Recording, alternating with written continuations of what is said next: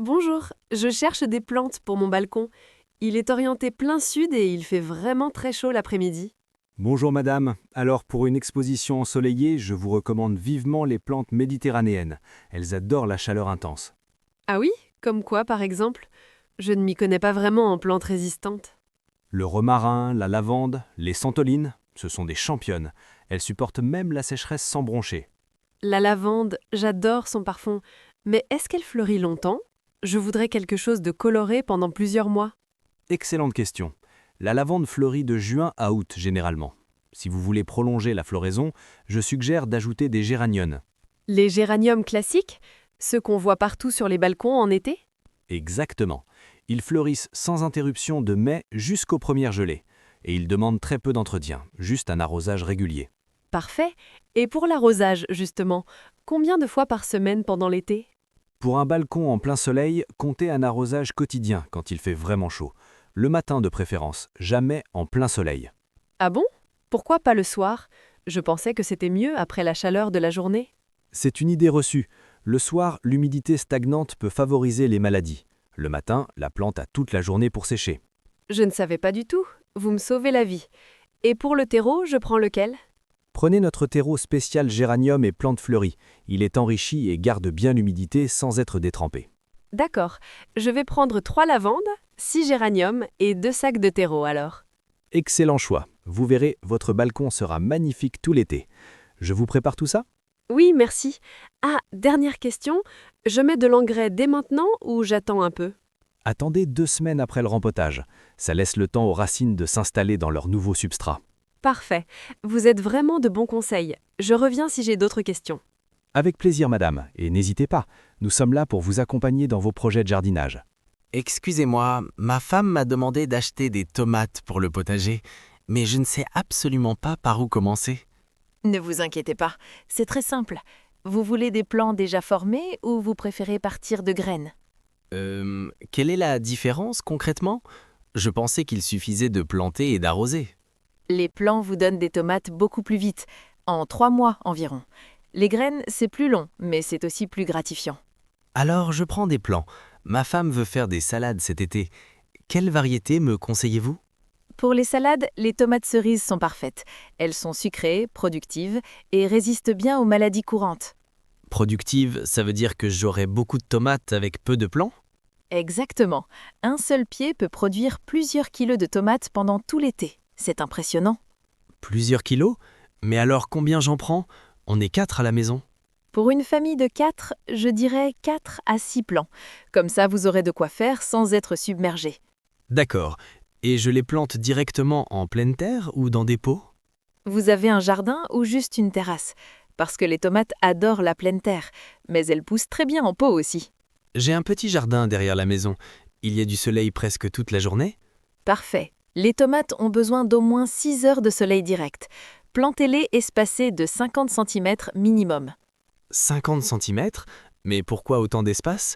Elles deviennent si grandes que ça? Oh oui, un plant de tomates peut facilement atteindre 1,50 m, voire 2 mètres. Il faut prévoir des tuteurs solides. Des tuteurs? Vous voulez dire des bâtons pour les soutenir? Voilà, sinon les branches se cassent sous le poids des fruits. Je vous montre nos tuteurs en bambou, ils sont parfaits. Génial. Donc je prends 6 plants, des tuteurs, et quoi d'autre? Un bon terreau pour potager et de l'engrais spécial tomate. Après, c'est principalement de l'eau et de la patience. L'engrais, c'est obligatoire? Je pensais que la terre du jardin suffisait. Les tomates sont très gourmandes. Sans engrais, vous aurez moins de fruits. Une fois par semaine, c'est l'idéal pour une belle récolte. D'accord, je fais confiance. Vous me mettez tout ça et je vais enfin pouvoir impressionner ma femme. Vous verrez, c'est un vrai plaisir de récolter ses propres tomates. Elles ont tellement plus de goût que celles du supermarché. Bonjour, je reviens vous voir parce que mes rosiers ont un gros problème. Les feuilles sont couvertes de taches noires. Bonjour. Ah, les taches noires. C'est un champignon très fréquent sur les rosiers. Depuis combien de temps avez-vous remarqué ça?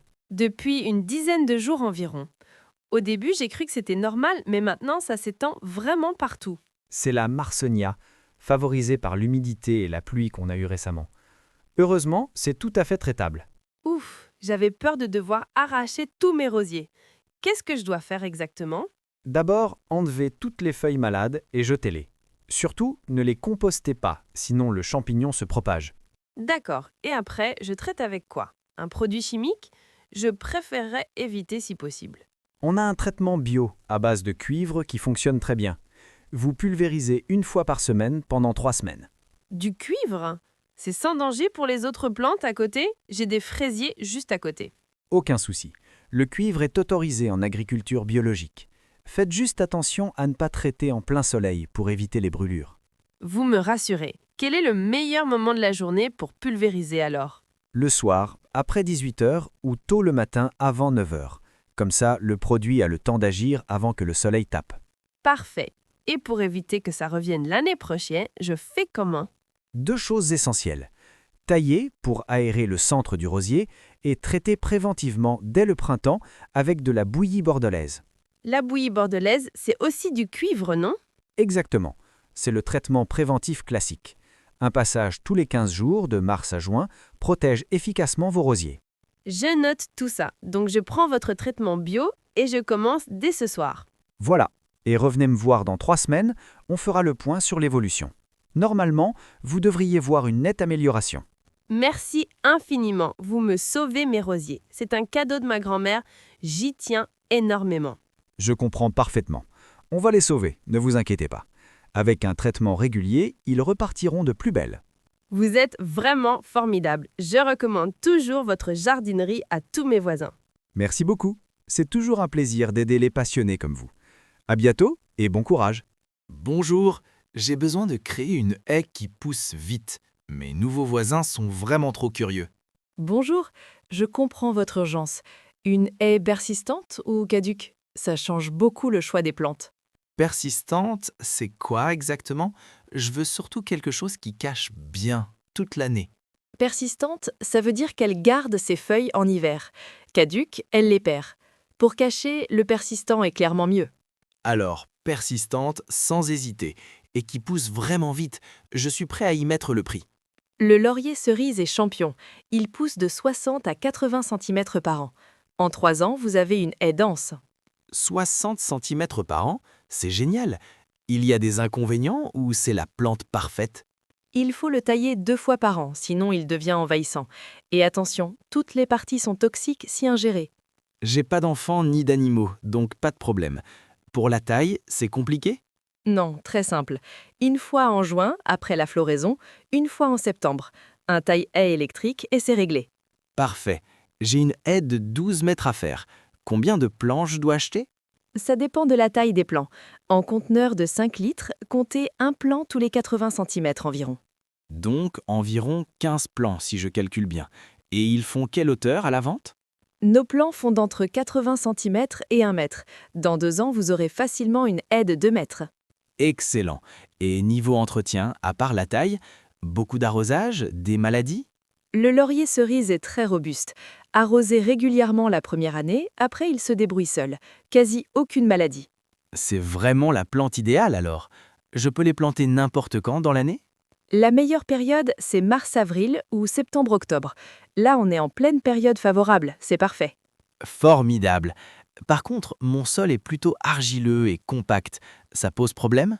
Le laurier s'adapte à presque tous les sols. Dans l'argile, ajoutez juste du compost à la plantation pour alléger un peu. Du compost, j'en ai plein dans mon jardin. Donc, je prends 15 plants et c'est parti. Exactement. Je vous donne aussi notre fiche conseil pour la plantation. Respectez bien l'espacement et vous aurez une haie magnifique. Parfait. Ah, dernière chose, ça fait des fleurs. Ma femme aime bien quand c'est joli. Oui, de jolies grappes blanches parfumées en avril-mai. C'est discret mais élégant et les abeilles adorent. Génial, ça va plaire à ma femme. Bon, je prends tout ça et je m'y mets ce week-end. Excellente décision. Revenez si vous avez des questions pendant la plantation. Bon courage. Bonjour, je voudrais transformer mon jardin en paradis pour les abeilles et les papillons. Vous avez quoi comme plante mellifère? Bonjour, quelle merveilleuse initiative! On a justement créé une section spéciale plantes pollinisatrices. Suivez-moi. Oh, super! Je suis vraiment motivée pour aider la biodiversité. Les populations d'insectes déclinent tellement. Vous avez tellement raison. Chaque jardin compte. Alors, pour les abeilles, la lavande et le thym sont des valeurs sûres absolues. J'ai déjà de la lavande, mais du thym, je n'y avais pas pensé. Il fleurit longtemps? De mai à septembre. Et en plus, vous pouvez utiliser les feuilles en cuisine. C'est doublement utile et écologique. Parfait. J'adore quand c'est à la fois beau, bon pour la planète et pratique. Quoi d'autre? Les cosmos, ils fleurissent tout l'été. Les papillons en sont fous et ils se ressèment tout seuls. Zéro entretien. Zéro entretien, c'est mon rêve. Et ils existent en quelle couleur? J'aime bien avoir de la variété. Rose, blanc, orange, pourpre, toute une palette. Vous pouvez mixer les couleurs, c'est magnifique et très naturel. Génial! Et pour les papillons spécifiquement, qu'est-ce qui les attire le plus? Le buddléa, qu'on appelle aussi arbre à papillons. C'est vraiment spectaculaire. Vous verrez des dizaines de papillons en même temps. Ça doit être un spectacle incroyable. Il devient grand, j'ai pas énormément de place. Il peut atteindre 3 mètres, mais vous pouvez le tailler court chaque année. Il refleurira quand même abondamment. Excellent! Et pour les abeilles sauvages, pas seulement les domestiques, j'ai entendu dire qu'elles sont encore plus menacées. Absolument. Pour elles, les fleurs simples sont essentielles. Évitez les variétés doubles trop travaillées, elles n'y accèdent pas. Les fleurs doubles, comment je les reconnais? Je veux pas me tromper. Ce sont celles avec beaucoup de pétales superposés, très pleines. Elles sont jolies, mais inutiles pour les insectes malheureusement. Je comprends. Donc je privilégie les fleurs simples, naturelles. Vous avez des exemples concrets? Les échinacées, les rudbeckias, les sauges, toutes ces vivaces avec une fleur simple sont parfaites et très décoratives aussi. Les vivaces, c'est bien. Elles reviennent chaque année. Ça fait des économies et c'est écologique. Exactement. Et une fois installées, elles demandent très peu d'eau. Vous combinez économie et écologie. C'est idéal. Parfait. Je prends un peu de tout ça. Ah, et des plantes pour l'automne aussi, pour prolonger la saison? Les astères, ils fleurissent jusqu'au gelé et offrent un festin de nectar aux insectes avant l'hiver. C'est vital pour eux. Vous me convainquez complètement.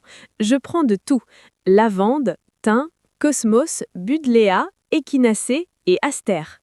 Bravo, votre jardin va devenir un vrai refuge pour la biodiversité. Les insectes vous remercieront. Bonjour, je suis un vrai désastre avec les plantes. J'ai tout tué, absolument tout. Vous avez quelque chose d'increvable? Bonjour. Ne soyez pas si dire avec vous-même. Beaucoup de gens pensent ne pas avoir la main verte. Racontez-moi ce qui s'est passé. Eh bien, toutes mes plantes ont fini avec des feuilles jaunes, marron, molles, un vrai cimetière végétal. Des feuilles jaunes et molles, ça sent le surplus d'eau. Vous arrosiez comment et à quelle fréquence exactement? Tous les jours? Je me disais qu'elles avaient soif, surtout avec le chauffage en hiver. Ah, voilà le problème. Trop d'eau tue plus de plantes que pas assez. Les racines pourrissent par manque d'oxygène. Sérieusement? Mais comment je sais quand arroser alors? C'est trop compliqué pour moi. Très simple. Enfoncez votre doigt dans la terre sur 3 cm. Si c'est sec, arrosez. Si c'est humide, attendez. Ah bon? C'est aussi simple que ça? Mais alors j'arrosais peut-être 3 fois trop? Exactement. La plupart des plantes d'intérieur préfèrent avoir soif plutôt que les pieds dans l'eau. C'est la règle numéro 1. D'accord. Bon, maintenant que je sais ça, vous m'y conseillez quelle plante pour recommencer? Le sansevieria, appelé aussi langue de belle-mère. C'est la plante anti-échec par excellence, presque indestructible. Pourquoi elle est si résistante? Elle vient d'où cette plante miracle? D'Afrique, elle stocke l'eau dans ses feuilles épaisses. Vous pouvez l'oublier 3 semaines, elle survit sans problème. 3 semaines? C'est parfait pour moi. Je voyage souvent pour le boulot. Elle a besoin de beaucoup de lumière? Justement, non, elle s'adapte à presque tout. Plein soleil, mi-ombre, même les coins sombres. C'est sa force. C'est vraiment la plante parfaite pour les nuls comme moi. Elle fait des fleurs au moins? Rarement en intérieur, mais ses feuilles graphiques sont déjà très décoratives. Et elle purifie l'air, c'est un bonus. Elle purifie l'air? Comment ça marche? C'est prouvé scientifiquement? Oui, la NASA l'a étudiée. Elle absorbe les toxines comme le benzène et le formaldéhyde, idéal dans une chambre. Incroyable! Bon, je prends 2 sansevieria alors, une pour le salon, une pour la chambre. Excellente idée. Et je vous donne aussi un pothos. Lui aussi est quasi increvable et très décoratif avec ses lianes. Un pothos? C'est quoi exactement? Ça ressemble à quoi? Des feuilles vertes en forme de cœur sur de longues tiges retombantes, parfait en suspension ou sur une étagère haute. Ça a l'air sympa. Même arrosage que le sansevieria? Attendre que ce soit sec? Voilà, et il vous indique sa soif. Les feuilles deviennent légèrement molles. Après un arrosage, elles se redressent. Génial! Une plante qui communique. Je prends aussi un pothos alors. Vous me redonnez confiance. Vous verrez, avec ces deux-là, vous allez réussir et vous pourrez progressivement essayer des plantes plus délicates. Bonjour, je suis décoratrice d'intérieur et je cherche des plantes graphiques pour un projet résidentiel contemporain. Du spectaculaire. Bonjour, vous tombez bien. On vient de recevoir des pièces exceptionnelles. Vous cherchez quelle ambiance exactement?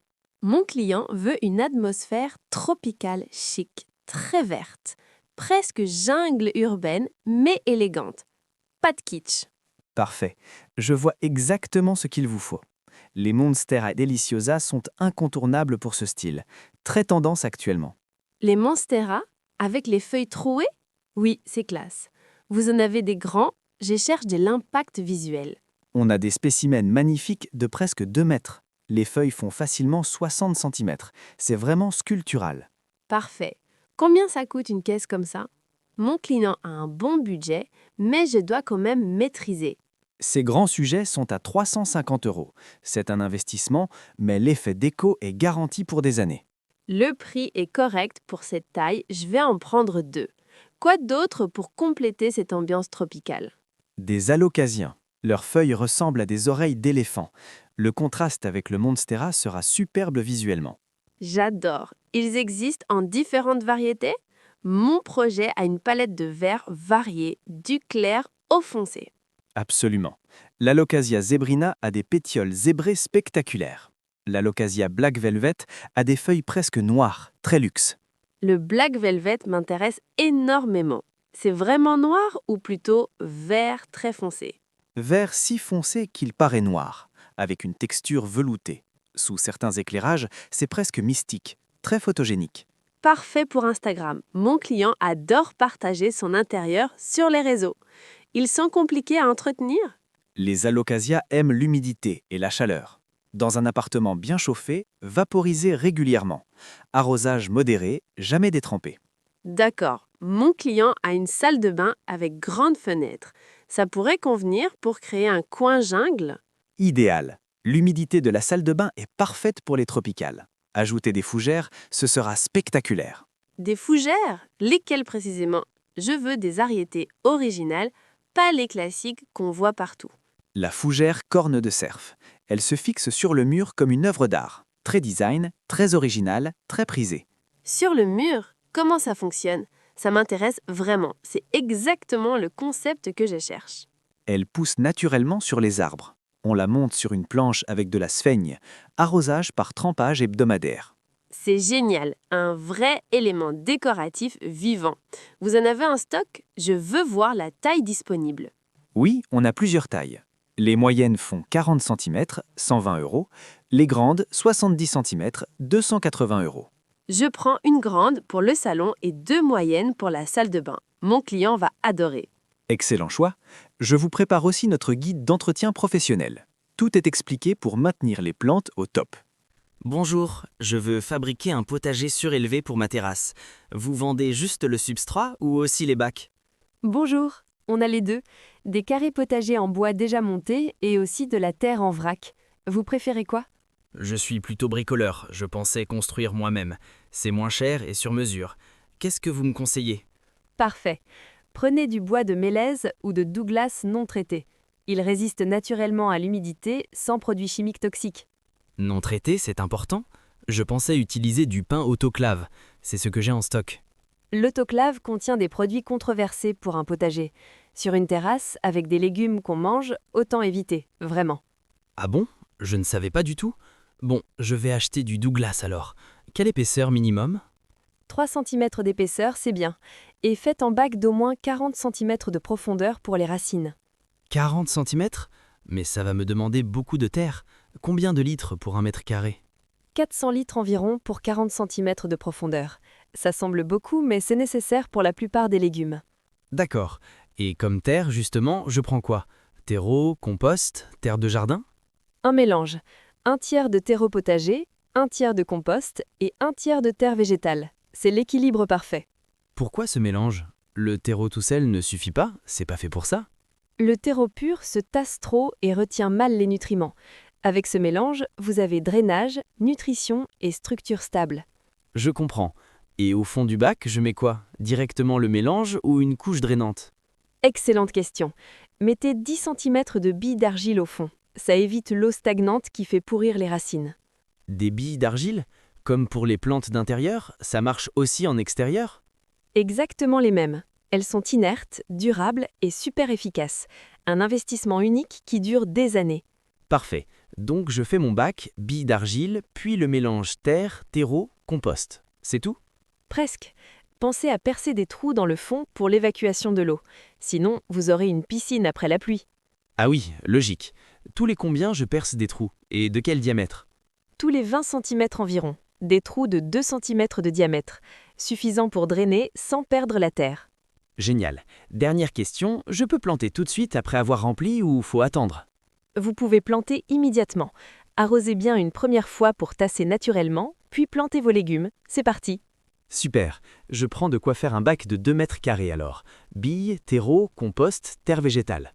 Parfait. Je vous fais le calcul exact. Des quantités. Vous allez avoir un super potager. C'est vraiment le meilleur système. Bonjour, je collectionne les roses anciennes depuis 30 ans. Vous avez des variétés rares? Je cherche toujours de nouvelles pépites. Bonjour madame, une vraie passionnée. On vient justement de recevoir des variétés exceptionnelles. Vous connaissez la rose Souvenir de la Malmaison? Oh oui, je l'ai déjà. Un parfum divin et ses pétales si délicatement froissés. Une merveille de romantisme. Vous avez un goût exquis. Dans ce cas, je vous propose Madame Alfred Carrière, une grimpante remontante exceptionnelle. Alfred Carrière. Le nom me dit quelque chose, mais je ne crois pas l'avoir. Parlez-moi d'elle. C'est une noisette de 1879. Fleurs blanc nacré légèrement rosées, parfum de thé puissant, floraison généreuse jusqu'au gelé. Une noisette, j'adore cette famille, si vigoureuse et parfumée. Elle monte à quelle hauteur? Mon mur fait 5 mètres. 5 mètres, c'est parfait pour elle. Elle atteint facilement 6 mètres. Très remontante et résiste même à l'ombre partielle. Résiste à l'ombre, c'est rare chez les roses. Mon mur nord serait donc possible. Il a seulement 4 heures de soleil. Absolument. C'est l'une des rares roses anciennes qui tolèrent l'ombre. Les moines m'a planté contre les murs nord de leurs abbayes. Quelle histoire fascinante. J'adore quand les plantes ont un passé. Et niveau maladie, les roses anciennes sont parfois fragiles. Celle-ci est robuste. Bien sûr, un peu de marsonia dans les années très humides, mais rien de méchant. Très résistante globalement. Parfait. Je la prends sans hésiter. Vous avez autre chose de rare en ce moment? Je suis curieuse. J'ai une gallique extraordinaire, Charles de Mills, 1840 environ. Fleurs pourpres intenses, presque noires, plates comme les roses médiévales. Charles de Mills, je la cherche depuis des années. Tous les rosiéristes me disent que l'est épuisée. Vous en avez vraiment? J'en ai 3 plants. Mon producteur spécialisé m'en garde quelques-uns chaque année. C'est une variété confidentielle maintenant. Je suis tellement émue, cette rose est sur ma liste depuis toujours. Son parfum est-il aussi remarquable qu'on le dit? Un parfum de rose ancienne typique, puissant et capiteux. Et ses pétales incroyablement nombreux, presque 200 par fleur. 200 pétales, c'est extraordinaire.